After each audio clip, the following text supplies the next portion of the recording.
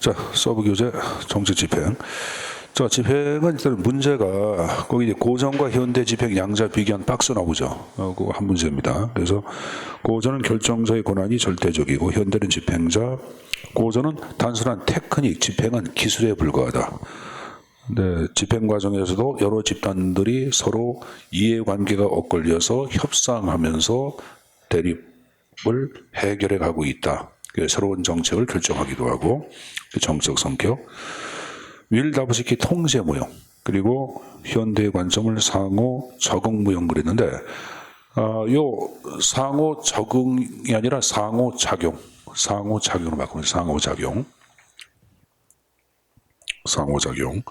근데 윌다브스키는 통제도 아니고 상호작용도 아닌 진화의 과정. 윌다브스키가 가장 서운하는 것은 제가 진화 무형이라고 했습니다. 자, 그다음에 고전을 하향은 결정자 관점에서 집행을 바라보는 것을 얘기하고, 상향은 집행자 관점에서 정책 집행을 해석하고 수정해 간다고 보는 거예요.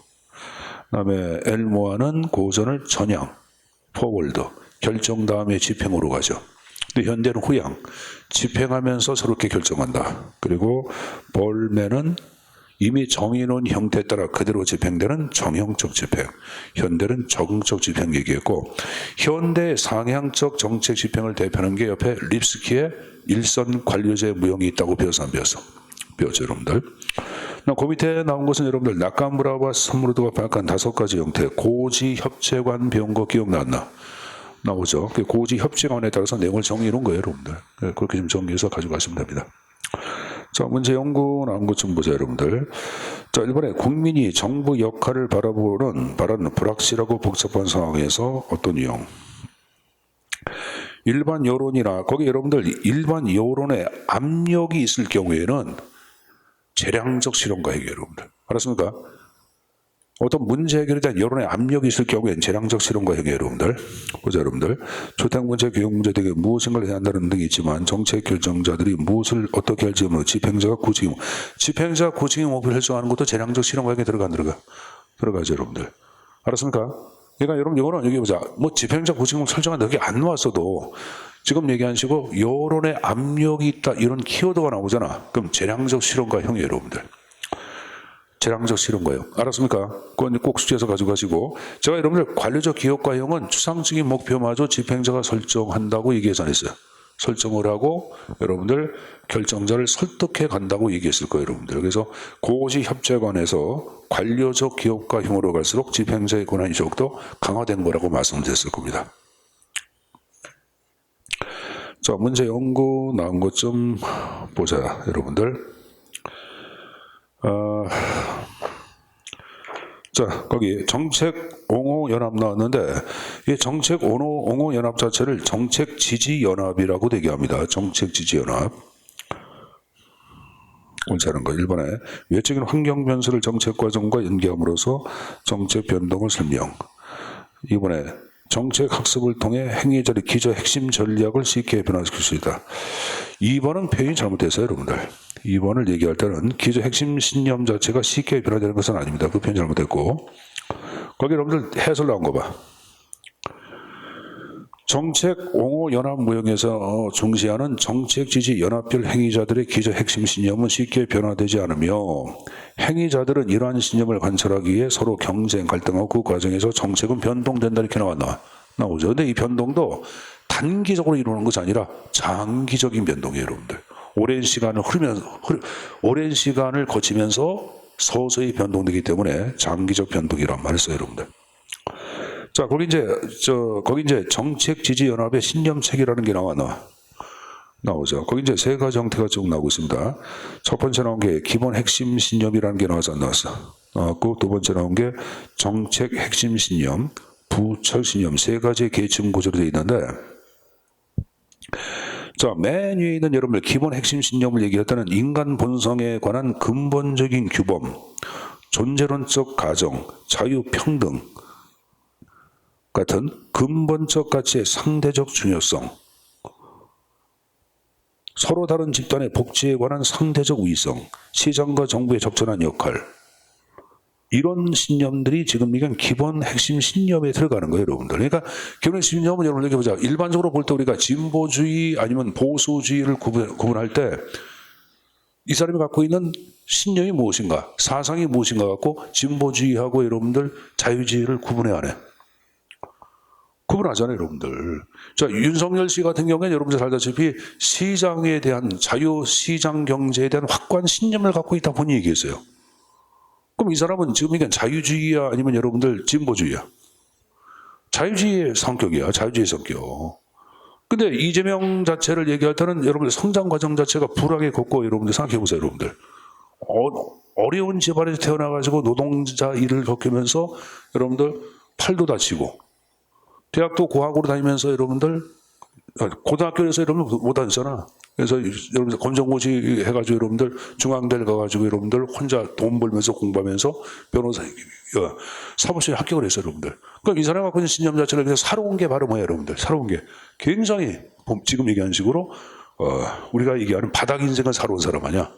그런 사람들 같은 경우에는 신념 자체를 얘기를 당연히 진보주의의 성격을 가질 수밖에 없겠죠, 여러분들. 이게 지금 얘기하는 식으로 바로 뭐다?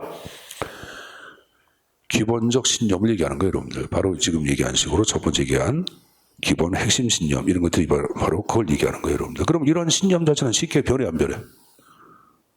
쉽게 변하는 게 아니죠. 쉽게 안 변해요, 여러분들. 근데 이러한 신념 자체도 여러분들 변화가 될 수가 있는 거 왜? 여기 보자. 대화 타협을 토대로 여러분들 어느 순간에 여러분들 내가 그동안 갖고 있는 생각이 나서 좀 잘못됐다고 느끼는 경우도 있었어. 자, 여러분들 같은 경우에는 여러분들 자유주의하고 진보주의에 대한 개념도 모르는 사람이 대부분이었어요, 여러분들. 그러니까 나는 이런 얘기예요. 태극기 부대에 나가시는 분들 있잖아. 70대에 계신 분들. 이분들이 자유주의를 얘기하지만 자유주의가 뭔지 몰라요, 여러분들. 자유주의를 물어보면 자유주의가 뭔지 몰라요. 그러니까 이분들 같은 경우에는 그러니까 자유주의 신념이 뭔지 모르지. 아마 여러분들도 그런 사람 대부분. 나도 주변 사람들, 내 친구들 여러분들 대학 나오고 잘 나가는 애들이거든요. 그걸 얘기하면 여러분들 자유주의하고 진보주의 얘기하면 무슨 말인지도 몰라. 내가 그래서 뭐라고 그런다고. 제발 기본적인 것부터 좀 가져가라. 알만한 위치에 있는 애들이 그거 모르면 너희들이 어떻게 자, 얘기를 한다고. 그럼 얘네들 입장에서는 여러분들 뭘 지향할 것 같아? 자유주의가 더 진보주의가 더. 얘네들은 사회가 변하는 게 싫어요, 여러분들. 갖고 있는 기득권이 있잖아. 잘 살잖아요, 여러분들. 잘 사니까. 다 그런 건 아니지만은, 한현석은 여러분들 외적인 놈도 있어. 잘 사는 녀석인데 얘는 진보주의에는 확고한 신념이 있어. 신념은 그런데 돈을 안 나눠줘.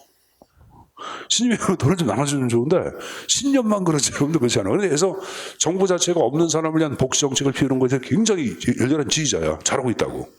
근데 이제 막상 보면 지는 안 도와줘. 자, 하여간에 이런 것들이 지금 얘기한 식으로 무슨 신념이라 한다? 기본 핵심 신념이라고 보고 있는 거예요, 여러분들. 됐습니까? 되죠? 그거 하나만 좀 개념을 정리해서 가져가시고, 자, 그거 봤으면 그렇게 좀 정리하는 거로 끝나겠습니다. 자, 그 다음에 두 번째 정책평가의 거라 나왔는데, 정책평가에서는 여러분들 3번의 평가의 기준해가지고 5가지 형태 총 나온 거 있지? 일단은 가져가야 합니다. 내가 이거 수업 시간에 목농주 수사에서 요구라고 얘기했죠. 목농주 수사라고 열었죠. 목표 달성도, 능률성, 주민 만족도, 수익자의 대응도, 사회 체제 유지 기여도 이 기여라고 했고, 자, 의에 보시면 여러분들 그 비실험하고 여러분 실험 설계 두 가지가 나오죠, 여러분들. 그래서 비실험 설계를 얘기할 때는 여러분들 알다시피 통제 집단, 비교 집단을 설정한다 안 한다? 설정하지 않은 것을 비실험 설계라고 얘기했고, 자, 실험 설계를 얘기할 때는 통제, 비교 집단을 확보한 것이 바로 뭐다? 지금 얘기한 식으로 실험 설계라고 얘기했을 거예요, 여러분들. 그럼 일반적으로 비실험 설계 방법으로서 가장 많이 쓰는 것이 바로 뭐다? 실시 전후 비교 설계예요. 뭐다? 실시 전후 비교 설계. 내가 실시 전후 비교 설계 자체가 어디에서 쓰는 거라 그랬어요, 여러분들? 비실험 설계 쓰고 있는 것이 실시 전후 비교 그를 대표한다고 볼 수가 있습니다, 여러분들.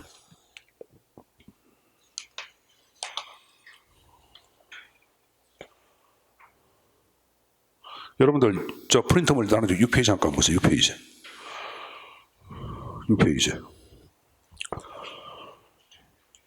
자, 6페이지를 보세요. 37번을 잠깐 보세요. 37번. 자, 정책평가를 위한 진실험 설계다 이렇게 나왔는데 거기 4번 나온 거 봐. 단일 집단 사전 사후 측정 설계라는 거 있죠.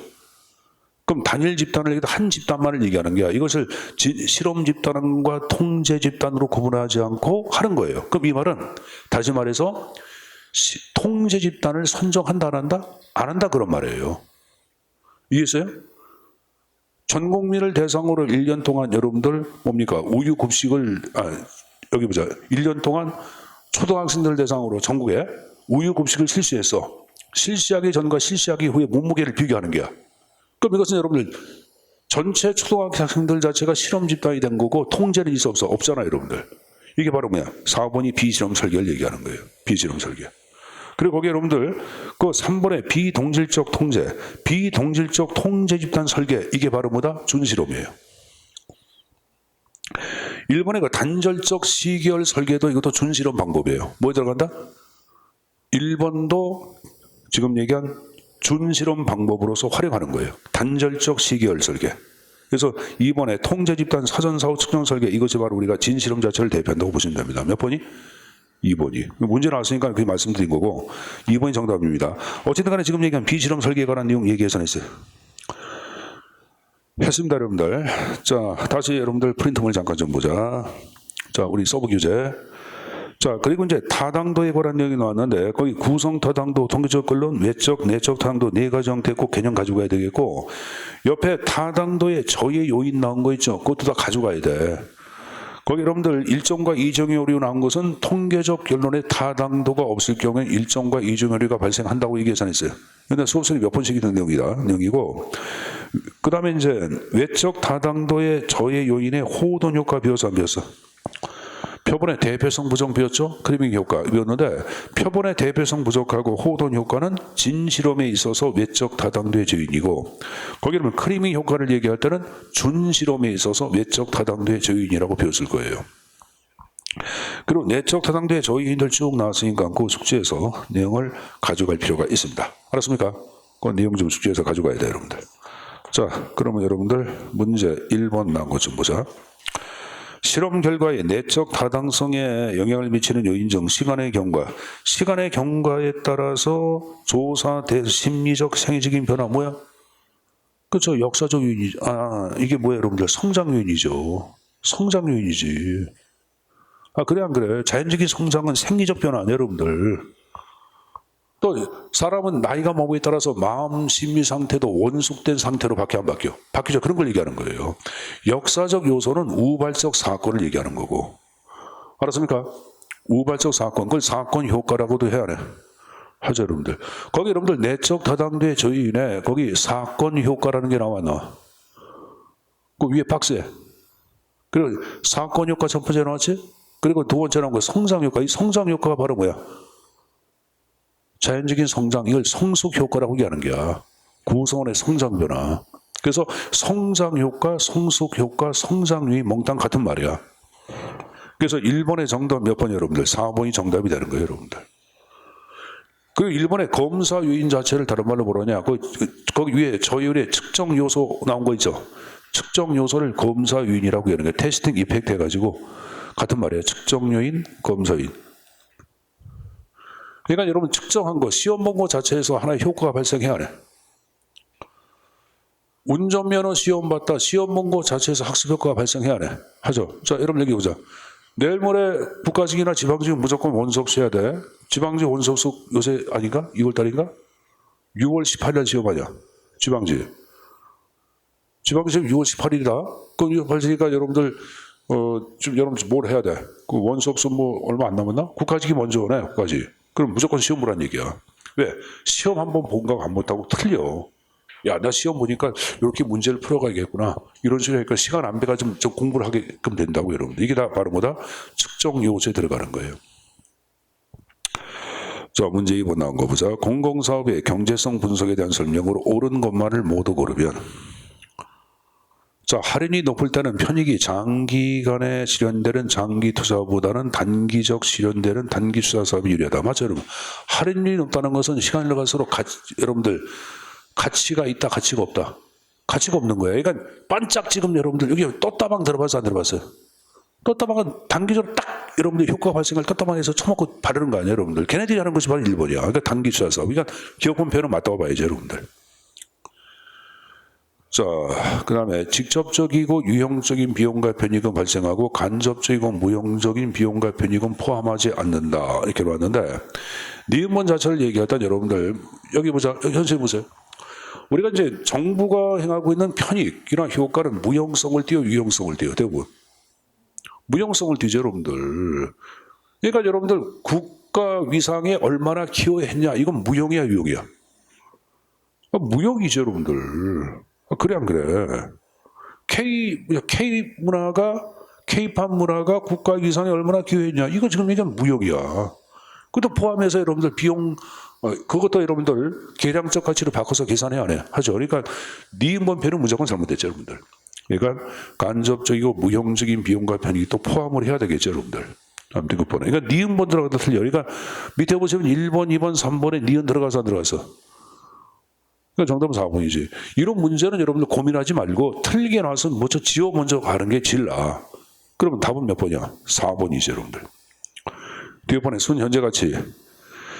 총 현재 가치에서 편익의 총 현재 가치를 뺀 나머지 0보다 클 경우 맞죠, 여러분들? 내부 수익률은 할인율을 알지 못해도 사업 평가하도록 하는 분석이고, 할인율이 주어지지 않을 경우에 쓰는 것이 바로 내부 수익률 아니야. 선생님 보자. 내부 수익률은 쉽게 뭐라 그랬어요? 쉽게 우리가 행하는 게 바로 내부 기대 투자 수익률이야. 여러분들 예를 들어서 저 아버지가 피자집 하려고 그래. 내가 1년 하면 1년 저러면 나한테 한 이거 1억 투자하면 한 10% 정도 이익이 떨어질 것 같아. 이 10%가 바로 뭐가 되는 거야? 내부 수익률이야. 그럼 여러분들 아버님은 사회적 할인율 그런 거 아죠, 모르죠? 아버지가 뭘 알아? 아버지가 회계사라든가 여러분들 경제학이나 경영학이나 공부하신 분들은 알지 모르겠지만은 그게 아닐 경우에는 아버지 몰라. 그럴 때는 뭐예요, 여러분들? 아버님이 하는 것이, 야, 내가 지금 은행에다 놓고 은행의 이자가 2%인데 내가 만약에 고지하고 나면 앞으로 5% 정도. 앞으로 고지하고는 좀 낮을 것 같아, 안 낮을 것 같아? 자, 코로나가 이제 종식이 될 거라고 좀 많은 사람 예상을 하잖아요, 여러분들. 그래, 안 그래요? 코로나가 계속 갈 일은 없죠, 여러분들. 지금 대학교도 학교도 전체 워크숍에 받은 게 뭐냐면은 그동안 여러분들 대부분 비대면 강의야. 그러니까 원격 강의라든가 그런 식으로 이제 강의하는 것을 원칙으로 했는데 이번 학사팀이 완전히 바뀌었어. 대면 강의로 완전히 바뀌었어. 그래서 40명 미만이면 100% 대면 강의야. 40명 이상일 경우에도 대면 강의 자체가 될 가능성이 있다고 나오고 있어요, 여러분들. 그러니까 이 말은 전문가들도 이제 코로나19 자체가 종식된다고 보고 있는 거예요. 지금 요새 하는 여러분들 무슨 코로나예요? 그 뭐 요새 유효한 거. 무슨 클론, 그거 아니야, 여러분들.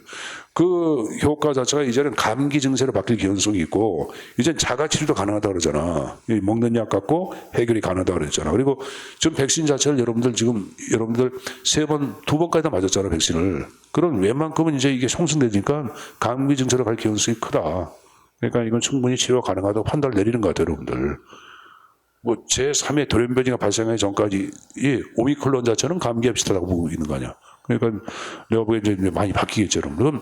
고시학원도 앞으로는 여러분들 이 학생들 자체가 수업도 있게 사고는 나올 가능성이 크다고 보는 사람들이 굉장히 많아요, 여러분들. 그래서 이번 여름 겨울방학만 잘 버티면은 이제 내년부터는 수익이 되겠지라고 생각하는 분이 계신가 하면은 그냥 여러분들 너무 힘드니까 학원을 문 닫고 내놓는 경우도 있었어. 있죠. 그럼 여러분 아버님 입장에서는 고시학원 학생들 요새 준비 많이 할 텐데 생각하고 이제 학원을 뭐 하려고 하는 분도 계시 안 계시죠? 계시죠. 그러면 어떻게 해? 현재 아버지가 갖고 있는 은행에 돈 놓은 거. 아니면 여러분들 뭐 아버지 갖고 현금 자체 갖고 여러분들 뭐 ELS라든가 그런 데 투자했는데 거기에 발생하는 이익하고 학원 할 때 이익 자체를 비교해가지고 이익이 크면은 학원 측을 선택을 한다. 하죠. 그러면 그동안 내가 했던 ELS 이거에서 나오는 수익을 우리는 뭐라 그러냐? 최저 한도율이라 그래요. 뭐라 한다? 최저 한도율. 그래서 내부 수익률이 최저 한도율보다 클 경우에는 대안 선택한다 그런 말을 쓰는 거예요, 여러분들. 그 의미 좀 정리해서 가져가십시오. 그래서 하여간에 2번을 제한 나머지는 몽땅 다 맞는 표현입니다. 그 다음 페이지에 여러분들 그 비용편익 평가 기준에서 4가지 형태를 제가 제시해 놨어요, 여러분들. 그래서 거기 순현재 가치는 뭐보다 커야 돼? 1보다 커야 되겠고 비용편익비는 0보다 그건 1보다 클 경우에 대한 선택 가능하죠, 여러분들. 내부 수익률 아까 얘기했고, 내부 수익률을 얘기할 때는 아까 할인율이 모를 경우에 대한 선택 가능하다고 볼 수 있고, 내부 수익률은 여러분들 복수의 대안이 등장할 수도 있어요, 여러분들. 뭐가 등장할 수 있다? 복수의 대안이 등장할 수가 있어요, 여러분들. 복수에 대한 여러분들. 왜 그러냐면은 내부 수익률 같은 경우에는 공식을 도입하잖아. 미지수 X가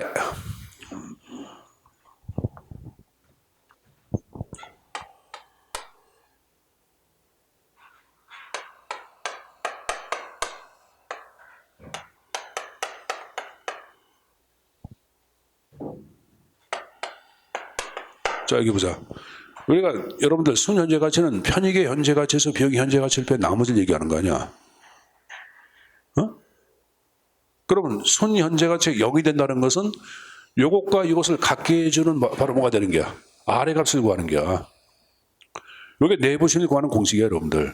그럼 이 N 자체는 연차를 얘기해. 그럼 1년이면 1승이고 2년이면은 2승. 그러면 1 플러스 R을 구하는 거야. 이게 R이 내부 수익률이야. X로 바꿔놓고 2 해보자. B 코로 C가 돼야 되겠지. X는 지수야, 미지수야?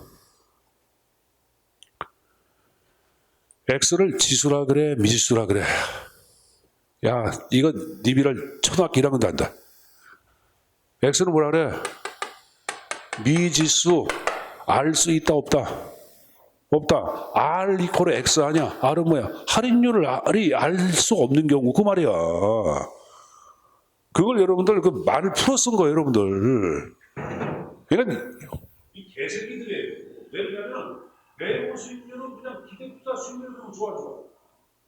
그 말을 이상하게 막 바꿔놔가지고 여러분 공무원 애들이 머리가 야파나포. 이 쓸데없는 짓들이지 이게. 그래 안 그래요? 병신들이에요, 병신들. 근데 우리가 병신이 맞는 걸 해야 돼요, 여러분들. 어쩔 수가 없어. 근데 여기 보자. X로 바꾸면 여기 몇 수? X. 제곱이니까 2차식이야, 1차식이야? 2차식. 그럼 해가 몇 개 나와? 2개까지 나오겠지. 3차식이면은 3개까지 나오겠지. 그럼 여러분들 지금 얘기하는 식으로 대안이 복수의 값이 등장해야 하네. 복수의 값 등장할 수도 모르는 거예요, 여러분들. 그래서 지금 얘기하는 식으로 X가 2차식, 3차식 해가지고 다차식으로 등장하기 때문에 복수의 값이 등장할 수 있다 그런 말을 쓰고 있는 거예요. 자본 회수 기간 자체를 얘기할 때 내가 1억 투자했어. 근데 투자한 것을 여러분 6개월에 회수하는 경우가 있고 2년 있다가 회수가 되는 게 있어. 그럼 어느 게 더 좋은 게야? 6개월 안에 회수하는 게 좋은 게 안 좋은 게야? 좋은 거죠, 여러분들. 이론은 그렇죠. 근데 1억 투자해가지고 6개월 안에 1억 투자하면 그건 사기야. 그런 사업은 없어요, 여러분들. 그러니까 여러분 주변에 혹시 그런 거 갖고 사업하시는 뭐 여러분 삼촌, 아버지, 큰아버지 계시면 무조건 여러분 도시락 싸가지고 말려야 돼요, 여러분들. 그 사기니까. 내 주변에 그렇게 사기당하는 사람들 많어. 사기당할 땐 여러분 사람이 뭐에 홀려가지고 그러면 사기당하는 거예요. 사기를 이렇게 당하더라고. 사기당할 때 여러분들 그러면 사기당해. 그리고 그 말이 다 맞는 것 같아. 선생님도 한 번 경험을 했어요. 그 여러분들 저기 주식하는 저 증권회사 매니저가 하는데 해가 투자했거든요. 나중에 보니까 그거 아니거든. 물려니까 안 물려줘. 그래서 전화해가지고 이걸 바가지로 해줘도 뭐 할 수가 없다, 여러분들. 근데 뭐 맞지 뭐 했는데 좀 많이 났는데 지금 뭐 좀 지켜봐. 내가 지금 요새는 여러분이니까 뭐 여러분 주식에다 뭐 하고 그럴 때는 아니야. 지금 나 뭐로 해야 돼? 현금화 시켜야 돼, 현금화. 현금화 시키고 갖고 있다가 여러분들 상탁 보고를 한 다음에 이게 뭐 부모님한테 그런 얘기를 하세요. 뭐 주식 투자한 거 있으면 다 해주다가 지금 여러분 계속 이게 이 주식이 좋아 안 좋아요? 지금 여러분 전문가들 얘기하는 게 저 코스피 3,600, 4,000 간다 그런 얘기하거든요. 다 사기꾼 새끼들이에요. 이게 주식이 뚝 떨어질 때 그런 얘기하거든요. 그럼 사람들이 이제 그거 믿고 계속 가지고 안 가지고. 근데 이들은 다 나중에 여러분들 깡통돼지도 막 되고 그러는 거거든요, 여러분들. 그래서 지금 현금을 갖고 있다가 이게 이제 내가 볼 때 주식이 만약에 여러분들이 지금 현재 갖고 있는 주식이 2만 원이다. 15,000원 정도 됐다. 그럼 15,000원에서 여러분 10,000원 사이가 됐다면 그때는 여러분들 3피팅 게 좋아. 들어가서 딱 낚아쳤다가 치고 올라가는 때가 있겠죠, 여러분들. 그걸 한 2, 3년 기다리면 가능하겠지. 말은 잘하는데 나는 기 못해. 이거 사기를 당한다고. 자, 뭐 하여간에 자본의 시간까지 내용 얘기했습니다. 자, 문제 3번 나온 거 보자. 정책평가와 관련된 실험 결과의 외적 타당성을 제외하는 요인으로 옳지 않은 것. 1번, 연구자의 측정 기준이나 측정 도구가 변화된 경우. 자, 1번은 여러분들 측정 기준이라 측정 도구의 변화는 내적 타당도의 조인이죠. 무게로 측정했다가 부피로 측정했다가 길이로 측정했다 그런 걸 얘기하는 거예요. 그러니까 1번은 잘못됐고 2번은 대표성 부족을 얘기하죠. 아까 외적 타당도 진실험의 조인이라고 얘기했죠. 자, 그 다음에 실험 집단 구성원이 자신이 실험 집단임을 인식하고 평성에 따라 이게 바로 뭐야? 호돈 효과 아니야. 호돈 효과는 여러분 진실험에 있어서 외적 타당도의 조인. 4번에 실험의 결과가 크게 나타날 것에 해당되는 집단만 이 4번이 바로 크리밍 효과. 그래서 이것은 여러분 준실험에 있어서 외적 타당도의 조인이라고 배워서 안 배웠어. 배웠죠. 그걸 설명해 놓은 거예요. 여기 여러분들 그 작년도 9급에 나왔던 문제고, 그 다음에 이제 오른쪽에 문제 4번. 정책 실험에서 내적 타당도를 위협하는 요인 중 다음 설명에 해당하는 걸 이렇게 해놨어요, 여러분들. 사전 측정을 경험한 실험 대상자들이 측정 내용에 대해 친숙해지거나 학습 효과를 얻음으로써 사후 측정 때 이게 뭐예요, 여러분들? 실험 집단의 측정값 연결주는 효과. 이게 뭐예요, 여러분들? 아까 얘기한. 그렇죠. 이게 아까 시험 무조건 한번 본 거에서 학습 효과 발생한다란다? 이게 바로 뭐예요, 여러분들? 검사 요인 1번이 테스팅 이펙트, 측정 요인이라고도 얘기하고 번역할 때 시험 효과라고도 번역을 해. 우리가 가장 쉬운 건 시험 효과 아니야. 테스팅, 시험 보는 거 아니야. 이펙트. 시험 효과, 검사 효과, 검사 요인 이렇게 표현하기도 합니다. 됐습니까?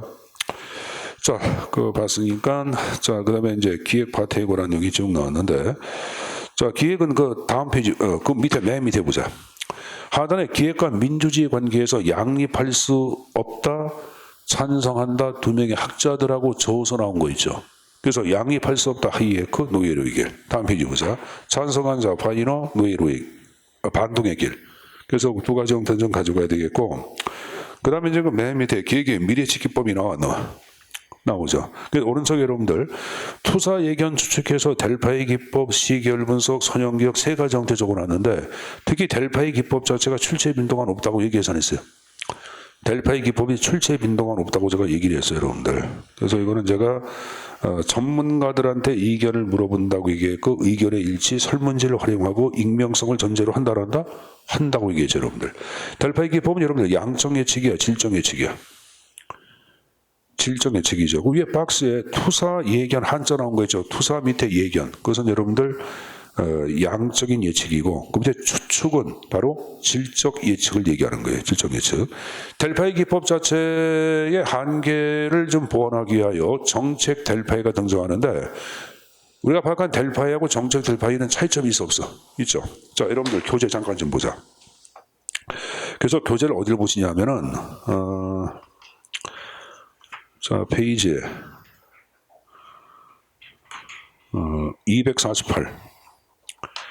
248페이지에 여러분들 전통적 델파이하고 정책 델파이 차이점이 박스로 설정되어 있을 거야. 그래서 우리가 파악한 전통적 델파이는 일반적인 문제, 이쪽은 정책 문제, 이쪽은 전문가, 이쪽은 여러분들 어떤 이해관계를 갖고 있거나 식견을 갖고 있는 모든 사람들이 참여할 수가 있다 없다? 있다. 그리고 철저한 익명성, 이쪽은 선택적 익명. 처음엔 익명했다가 나중에 이름이 외부로 공개된다고 얘기했잖아요. 얘기했죠, 여러분들. 그다음 이쪽은 여러분들 대표값이나 중위값. 이쪽은 여러분 대립된 의견이죠. 그러니까 잠정적으로 정부가 갖고 있는 대안이 갖고 있는 문제점 자체는 이 대안이 갖고 있는 반대 의견에서 문제점을 제시하는. 하죠. 그래서 반대 의견을 토대로 대안의 문제점 자체를 잡고 보완하는 것이 바로 정책 델파이예요. 그래서 항상 대립된 의견 표시를 강조합니다. 합의를 강조하지만 이쪽은 구조화된 갈등. 토론 없죠. 이쪽은 여러분들 컴퓨터 토론 방식이 있다고 계산했어요. 했죠, 여러분들. 그래서 양자 비교하는 것까지 내용 좀 정리해서 본인 것으로 만들어 가셔야 합니다. 알았습니까? 자, 여러분들 프린트물 나눠드린 거 잠깐 좀 보세요. 프린트물 좀 어딜 좀 보냐 하면은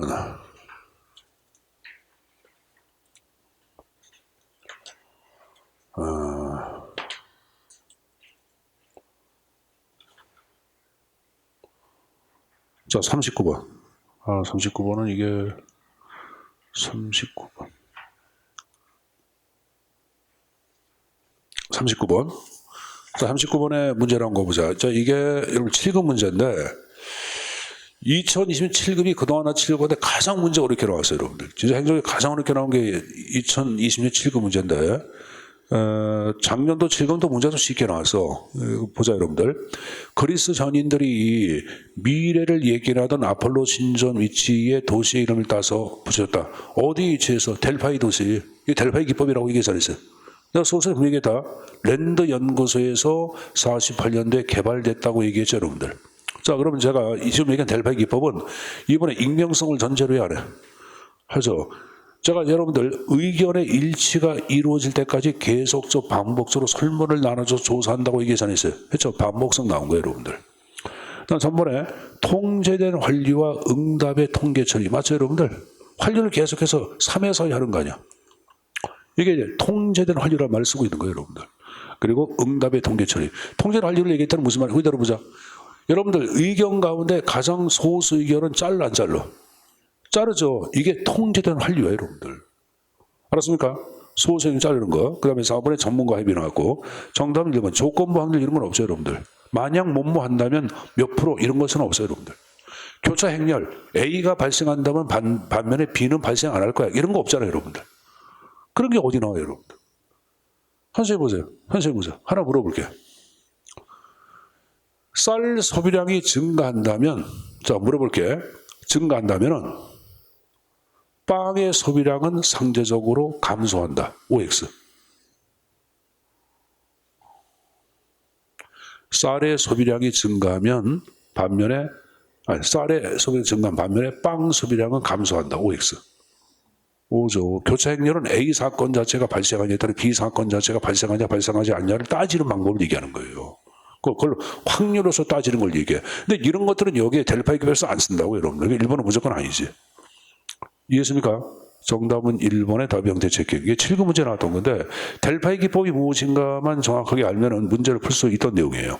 자, 40번 문제 풀어보자. 다음 사례에서 제시된 경쟁 가설과 관련된 정책평가의 내적 타당도 위험률이 나왔어요. 정부는 뭐뭐 하천의 수질 오염을 방지하기 위해 주변 모든 공장의 폐수 정화 시설을 의무적으로 갖추도록 하는 정책을 시행하였다. 1년 후 정부는 정책평가를 통해 뭐뭐 하천의 오염 정도가 정책 실시 전보다 훨씬 낮게 나타나는 효과를 발표했다. 뭐뭐 하천의 수질 개선은 정책 효과라는 정부 입장에 대해 A 교수는 뭐뭐 하천이 계신 것은 정책 시행 기간 중 불경기가 급성하여 많은 공장들이 문을 닫고 정책 평가를 위한 오염 수준 측정 직전에 갑자기 비가 왔다. 이건 뭐예요, 여러분들? 이건 우발적 사건 아니야. 그 우발 사건은 뭐야? 역사적 요인. 정답 1번이 되는 거예요, 여러분들. 알았습니까? 이것도 이제 7급 문제 나오죠. 7급 문제가 좀 이게 기술하는 식의 문제가 많이 등장을 했어요. 기술식의 문제가 많이 발생을 했습니다, 여러분들. 이건 여러분들이 좀 가져갈 필요가 있겠고. 41번 문제 잠깐 좀 보겠는데, 41번 문제, 이게 진짜 문제가 좀 어렵게 나온 건데, 정책 변동에 관한 내용이 쭉 나오고 있어요, 여러분들. 일본의 킹돈의 정책 흐름에서 4가지 흐름, 아까 3가지 흐름 배운 거 기억났나? 정책의 흐름, 정치의 흐름, 아까 또 하나, 뭘 얘기했어요, 여러분들? 정책, 정치, 또 하나 여러분들 문제 흐름 얘기했잖아. 그러니까 맨 앞에 정책 문제 흐름 나왔잖아. 두 번째 정치 흐름 나왔잖아. 세 번째 정치 흐름. 이것이 우연히 만나서 정책의 창이 열린다고 얘기해서 있어요. 1번을 맞는 표현이고. 자, 2번 나온 거 보자. 무치하로니는 이 집단 위상 변동 모형에서 이슈 맥락은 환경적 요인과 같은 정책 유지 혹은 여러분들 변동에 영향을 미치는 정책 요인을 말한다 이렇게 나왔는데 이 표현은 맞는 건데 7급 문제, 이건 9급 문제, 이것도 9급 문제 나왔네. 이거 이번에 나온 지문 정도는 가져가자. 거기 보자. 무치 아로니가 파악하고 있는 위상 이익집단 위상 변동 모형 밑줄. 이슈 맥락은 환경적 요인과 같은 정책 유지 또는 정책 변동에 영향을 미치는 정책 요인을 이슈 맥락이라고 했다. 알았습니까? 여러분들 여기 보자. 이슈 맥락은 환경적 정책의 유지 변동에 영향을 미치는 정책 요인 이렇게 나왔잖아요, 여러분들. 이 말이 무슨 말이냐면 여러분들 여기 보자. 부동산 현 문재인 정부 정책을 계속 유지한다, 뭐 변경한다 그런 말이 나와 안 나와? 나오죠. 그러면 이걸 둘러싸가지고 사회에서 부동산 정책에 대해서 여러분들 많은 사람들이 여러분들 전문가들 관련 집단들이 TV 토론하고 여러분들 정부 정책을 비판하고 찬성대 안 해. 하죠. 그럼 그것에 의하여 현 부동산 정책을 계속 유지한다, 계속 변동한다. 그런 것들이 또 등장해 안 해? 등장하죠. 그러면 지금 얘기해 바로 이게 바로 뭐야? 이슈 맥락이야. TV에서 막 토론해가지고 비판도 하고 찬성도 하고 그런 것들을 이슈 맥락이라고 얘기하는 거예요. 그럼 이슈 맥락도 환경 요인이 들어가고 정책 유지 또는 변동에 영향을 미치는 정책 요인, 그 표현은 맞는 거예요, 여러분들. 맞는 거고. 3번에 실질적인 정책 내용이 변하더라도 정책 목표가 변하지 않는다면 이를 정책 유지를 한다. 정답은 3번이죠, 여러분들. 자, 이 문제는 여기 뒤에다가 자 11페이지 보세요. 11페이지. 11페이지예요. 11페이지. 거기 하단에 정책 편도 이용해가지고 여러분들 그림 나왔어, 안 나왔어? 나왔지? 거기 정책 혁신, 정책 승계, 정책 위, 정책 종결 나와, 안 나와? 여기 바로 정책 완료, 정책 변동의 유형이라고 그러는데, 정책 혁신 자체는 정책 목표도 변하고 정책의 실질적인 내용도 변하고 정책 수단도 몽땅 바뀌는 걸 얘기해요. 이게 정책 혁신이야. 그러니까 정부가 새로운 분야에 개입하기 위해 새로운 정책을 만드는 게 바로 뭐다? 정책 혁신이에요, 여러분들. 근데 정책 승계를 얘기할 때는 정책 목표는 여러분들 변동시키지 않습니다. 그러나 공정한 사회라는 정책 목표는 변동시키지 않아. 그렇지만 정책의 실질적인 내용, 그러니까 부동산 정책 자체의 내용은 좀 바꾸는 걸 얘기해요. 이게 바로 뭐다? 정책 승계예요. 공정한 사회 건설은 그대로 가져가는 걸 얘기해요. 정책 유지를 얘기하던 여러분 정책 목표도 바뀌지 않고 정책의 근본적인 정책 수단 해가지고 아까 정책 실질적인 내용도 바꾸진 않아요, 여러분들. 내용. 부동산 정책, 문재인 정부의 정책 내용 바꾸질 않아. 근데 수단을 바꾸는 게. 그러니까 수단인 건 뭐냐면, 예를 들어서 얘기해보자. 부동산 정책 자체에, 예를 들어서 여러분들 다각호 주택에 대한 중과세 부과 자체를 2021년도 12월부터 한다. 이것을 여러분들 2개월 연장해서 2022년 2월부터 한다. 이렇게 할 때는 수단이 좀 바뀐 거죠. 그 수단이 바뀌는 것은 정책 유지라고 얘기하는 거야. 알았습니까? 근데 정책 승계도 정책 종결도 모든 것이 다 바뀌어. 아예 없애는 걸 얘기해. 그러니까 목표도 없어지고 내용도 없어지고 수단도 없어지겠죠, 여러분들. 그러니까 지금 얘기한 그 4가지 형태에 관한 거 박스 처리한 거 있죠? 그 형태는 좀 숙지해서 내용 좀 가져가시고 다시 41번 보자. 41번. 그래서 여러분들 거기 41번에 그 3번 나온 거 봐. 실질적인 정책 내용이 변하더라도 정책 목표가 변하지 않으면은 여러분들 이걸 정책 유지를 한다. 여러분 정책 유지 자체는 정책 내용도 바뀌고 목표도 정책 내용이나 목표가 바뀌지 않는 것을 정책 유지라고 해야 하네. 하죠, 여러분들. 그럼 지금 얘기한 이 3번 같은 경우에는 내용은 바뀌지 않는 목표가 바뀌지 않는 건 뭐야? 정책 승계지. 그래서 3번은 정책 승계를 얘기하는 거예요, 여러분들. 그리고 4번 나온 거 보자. 4번. 정책 목표 달성은 전반 정수단을 조명시키고 일단 다른 정책을 마련하지 않는 거예요. 그러니까 다른 정책을 마련하지 않는 것은 정책을 끝내는 걸 얘기하는 거 아니야. 그러니까 정책 종결이죠, 여러분들. 정책 종결 아니야. 다른 걸 마련하지 않는 정책을 끝내겠다고 아니야. 정책 종결이라고 얘기하는 거예요, 여러분들. 자, 그렇게 해서 문제 좀 풀어봤습니다. 자, 여러분들 우리가 점심을 먹고 지금 여러분들 이 문제 나온 거 있죠? 요걸 좀 풀어볼 텐데. 점심 먹고 문제를 풀 거예요, 여러분들. 그러니까 점심 식사들 하시고 갔다 와서 좀 문제를 좀 풀어보세요, 여러분들. 알았습니까? 근데 이제 하나 유의할게. 이 문제들 가운데 7급 문제가 나온 게 있을 거야. 7급 문제 어려운 건 좀 빼놓고 상관이 없어. 근데 한번 풀어보도록 하고 이따 요거에 대한 해석을 좀 해드릴게요, 여러분들. 알았습니까? 점심 먹고 하자. 점심 먹고 하겠습니다.